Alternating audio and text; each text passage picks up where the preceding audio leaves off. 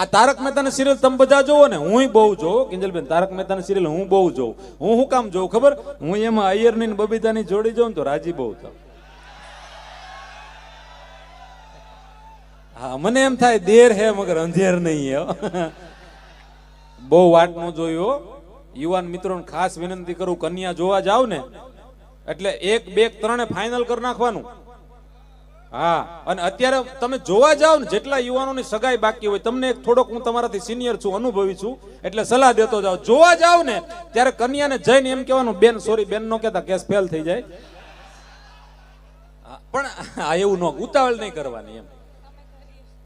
ના, હું તો બોલવામાં પાવર દો એટલે વાંધો ન આવે ને. પણ તમે જોવા જાવ ને ત્યારે કન્યાનો ઇન્ટરવ્યુ લો ને ત્યારે એને પેલા એમ કહેવાનું કે મોઢું ધોતા આવો, પછી આપણે આગળની વાત કરશું. મોઢું ધોતા હો, શું કામ ખબર સાહેબ? આપણે ઘરે જઈને જોવા જાય ને તો એટલા તૈયાર થઈને બેઠા હોય, આપણને એમ થાય કે ઐશ્વર્યા. પણ મેકઅપ કર્યો હોય, આપણા ઘરે આવીને મોઢું ધોવે ને તો જયસૂર્યા. સનત જયસૂર્યા મારવા નટ્ટાપટ. હા, એટલે મેકઅપ નો મને વાંધો નથી. મેકઅપ જેટલા પણ બહેનો મેકઅપ કરતા હોય કરજો. બહુ દેહની શોભા છે, શરીરનું શોભા છે, મેકઅપ કરાય. પણ એટલો બધો મેકઅપ ન કરવો કે આપણા અમુક ઘરના વ્યક્તિ ન ઓળખીએ. કે અમુક તો ઉનાળામાં લગ્ન હોય અને અમુક બહેનો એટલો બધો મેકઅપ કરે ત્યાં પછી તમને કહું, આમ ગરમીના રગડા હાલે ને તો ઓલું PWD નું બોર્ડ નો હેર્યું હોય. હા, એવો મેકઅપ કરે. એક બેન તો સવારમાં 6 વાગે તમને કહું મેકઅપ કરતા હતા, સવારે 6 વાગે. તેના હસબન્ડે કીધું, કેમ અત્યારે 6 વાગે મેકઅપ કરે છે? એ કે કાલ તમે મને મોબાઈલ નો આપ્યો ગિફ્ટમાં? તો કે હા. એ કે એમાં મેં મારા ફેસનો પાસવર્ડ રાખ્યો હતો, ફેસનો. તો કે અત્યારે શું કામ મેકઅપ કરે છે? એ કે મોઢું ધોઈને બતાવું છું તો એમ કહે છે રોંગ પાસવર્ડ. લે, કેટલું પ્લાસ્ટર કર્યું છે, વિચાર તો કરો. એક પતિ પત્ની બે સોમનાથ ગયા. સોમનાથ એ બેન બરોબર આમ દરિયા કિનારે જઈ અને સેલ્ફી લેવા ગયા. પાછળથી દરિયાનું મોજું આવે અને કે મોજાની સેલ્ફી જો આમ આપણા કેમેરામાં આવી જાય તો એકચ્યુઅલી વધારે ફોલોવર્સ વધે આપણા. હા, અત્યારે ફેસબુક ને ઇન્સ્ટાગ્રામ ને એટલું બધું આવેલું છે.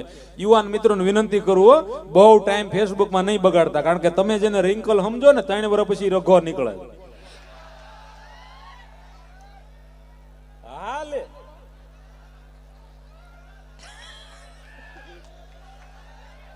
એટલે મારે એવું કોઈ દી થયું નથી. મારે એવું નથી થયું કોઈ દી.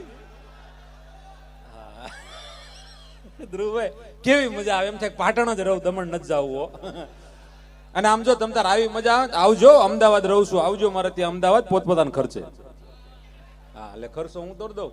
એટલે ફેસબુક ઇન્સ્ટાગ્રામમાં વાત કરો પણ બહુ ધ્યાન રાખો, બહુ ટાઈમ ન બગાડો, કારણ કે એટલા બધા અત્યારે આપણને ખબર ન પડે કોણ વાત કરતા હોય. ત્યાં આ બેન સોમનાથ ગયા, ત્યાં આમ દરિયા કિનારે પાછળથી એટલા મોજા આવતા હતા ને, તે બેનને એમ થયું કે મોજા સાથે સેલ્ફી લો, દરિયાના મોજું આવે તો સેલ્ફી મસ્ત આવે. આમ કરે આમ સેલ્ફી લેવા ગયા, પાછળથી ફડાક દઈને મોજું આવ્યું, મોજાની સેલ્ફી આવી, બેનની નો આવી.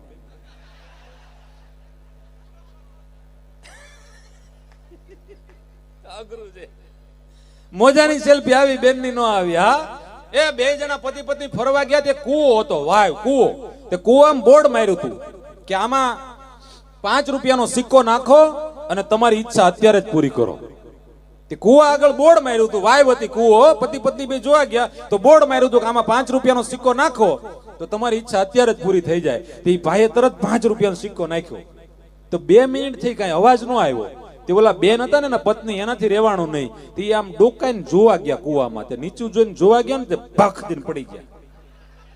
તે ઓલા ભાઈ કે આટલી જલ્દી ઈચ્છા પૂરી થઈ જાય?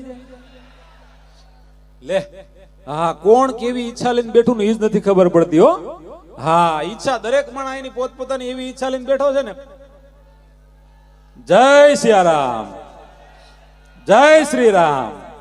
હા, એટલો રામનો ગુણગાન ગવાય છે સાહેબ. જ્યાં જવો ત્યાં જય શ્રી રામના નારા લાગે છે. અત્યારે મને લાગે લગ્ન ગાળામાં વરાજાય માંડવા મળશે જય સિયારામ. હા, અત્યારે લગ્નમાં ઈ જ છે, બોલો રામનું નામ. નકર અમુક વસ્તુ જ્યાં મંગળ ગીત ગાતા પણ અત્યારે લગ્નમાં જાય ને તો જય શ્રી રામ. તમારે ત્યાં ઊભું જ રહેવું છે? હા, એમને એકવાર તાળીઓથી વધાવો. ત્યાં બહાર ઊભા જગ્યા છે, અહીં બેહવું હોય તો. અને જગ્યા મળે ને ગમે ત્યાં, કોઈ પણ જગ્યાએ જગ્યા મળે ત્યાં ગોઠવાઈ જવાય. હા, અમુક ને જોવો 50-50 વર્ષે જગ્યા નથી મળતી. હો, હા, જગ્યા મળે ને તો ગોઠવાઈ જવાય, પણ મજા એ છે સાહેબ. અને જો દરેક વસ્તુ અમુક અમુક સ્થાનની મજા હોય. તમે અત્યારે અહીં હું સ્ટેજ ઉપર બેઠો અહીં બોલું, અત્યારે મારો બોલવાનો સમય છે, તમે ત્યાંથી સાંભળો, તમારે સાંભળવાનો સમય છે, પણ આ જ વસ્તુ કાલ બપોરે 12 વાગે હું અહીં આવીને બોલું તો કુલપતિ સાહેબ મને ટીંગાટોળી કરીને 108 માં નાખે. હા, હું કામ સમય નથી સાહેબ. જે વસ્તુ જે જગ્યાએ સારી લાગતી હોય એ લાગે. વાત તમને હું સિરિયલ ની કરતો હતો કે આ તારક મહેતાની સિરિયલ બધા બહેનો બહુ જોવે. એનું એક મોટું કારણ શું છે ખબર? એ સિરિયલમાં સાસુ નથી. હા, અને સિરિયલના એક પાત્રો છે ને પાછા સમજવા જેવા છે. હા, ચંપક ચાચાને જોવો તો એટલું એનામાં શીખવા મળે કે 70 વર્ષે લાકડીના ટેકે પણ હાલ્યા કરવાનું, જિંદગીમાં કોઈ દી કે અટકવાનું નહીં. અમુક ભીડે જેવા હોય, વગર કીધે ગામની જવાબદારી માથે લઈને ફરતા હોય, કોઈ કઈ કે નહીં હોય. અને અમુક આઠો પોર પોપટલાલ જેમ વરાજો થઈને જ ફરતા હોય. હા, એને એમ તે ક્યાં મેળ આવી જાય એમ. ના, એવું નતું, મારી ચોઈસ ઊંચી હતી એટલે વાર લાગી. બસ આવી રીતે બંધમાં હાલવાનું. જો અત્યારે યુવાન મિત્રો છે ને, આમાં પાછળ છે ને, જો કિંજલબેન તમે કીધું ને બાલ્કનીમાં, એ ખરેખર બધા યુવા હૃદય છે. મારા મિત્ર હિરેન ધામલિયાની એક પંક્તિ છે પ્રેમ ઉપર, આ યુવાનોને ગમશે એટલે કહું કે પ્રેમમાં ક્યાં પુરાવો જોઈએ, તારી યાદોમાં સપનાનો સહારો જોઈએ. પ્રેમમાં ક્યાં પુરાવો જોઈએ, તારી યાદોમાં સપનાનો સહારો જોઈએ. પ્રેમ નથી કઈ 3 વર્ષનો કોર્સ, એને કરવા તો આખો જન્મારો જોઈએ. પ્રેમ નિભાવજો, પ્રેમ એકને કરો, પ્રેમ ટેકને કરો, પ્રેમ નેકને કરો, નથી પ્રસાદ કે મન ફાવે ત્યાં ધરો. હમણાં 14 ફેબ્રુઆરી આવે છે, ભાળ ઘર બહાર નીકળ્યા છો કોઈ? જાતા જ નહીં કોઈ. મેળ આમ જો સારું ભણજો, સારી કારકિર્દી બનાવજો, અને હાલી જાય ને મારા વાલા તો ધોકો હાલી જાય. આ વિરાટ કોહલી નો હાલી ગયો. જે હું યુવાન મિત્રોને એવું કહું છું, તમે તમારી કારકિર્દી બનાવો, તમે ખોટો ટાઈમ બગાડો. અમુક રવિવારે કોલેજ જાય, બોલો, કારણ કે એને ભણવાથી જ કઈ લેવા દેવા હોય જ નહીં.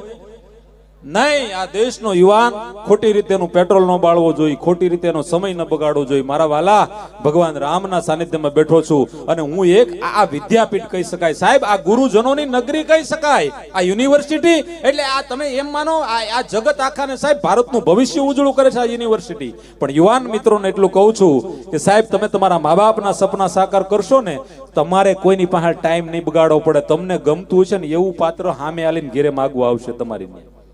પણ કઈક બની જાવ તો. ઘણા નથી ઓલા લગ્નમાં જમણવાર હોય તો કેટરસ વાળાને જે ઓલા હોય ને ત્યાં હારવાર પીરસવા મળે, લાવો બાસંદીમાં હું રહીશ. હા, પણ નહીં, યુવાન મિત્રોને ખાસ કહું સાહેબ, આ દેશ, આ ભારત દેશ છે ને, એ યુવાન દેશ છે.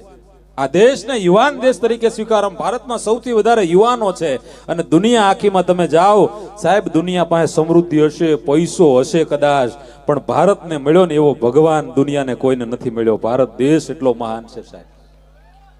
સોનાની નગરી આખી સાહેબ, રાવણની સોનાની નગરી જીતી અને ભગવાન રામે વિભીષણને આપી દીધી, વિભીષણને રાજા બનાવ્યો. અને કિષ્કિંધાની નગરી છે એ સાહેબ વાલીને મારી અને એના ભાઈ સુગ્રીવને રાજા બનાવ્યો. મને તમને એવો ભગવાન મળ્યો છે કે બબે નગરી જીતી અને સોનાની નગરી જીતીને પણ એના ભાઈને આપી દે.